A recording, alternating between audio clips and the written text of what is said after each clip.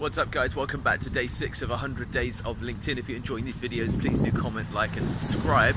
So question is how can you generate leads from LinkedIn? At its simplest, you gotta reach out to people. There's two forms of leads. There's inbound and there's outbound. Inbound will come as a consequence that you put in content out there a little bit like this on a regular basis, and people begin to watch over time and then reach out to you and say, hey, yo Deepak, what's up? I like your stuff, can we discuss working together? The other element of it is obviously you doing direct response, meaning that you do outreach and directly ask somebody saying, hey, would you like to explore us working together or something of that ilk? It's really as simple as that, in many respects, and I think that you should start simple and then evolve. So when I say start simple, I mean you've got to get into the act of actually doing reach out to people on a daily basis, because otherwise you're gonna be waiting a long time. So that at its simplest is how to generate leads from LinkedIn.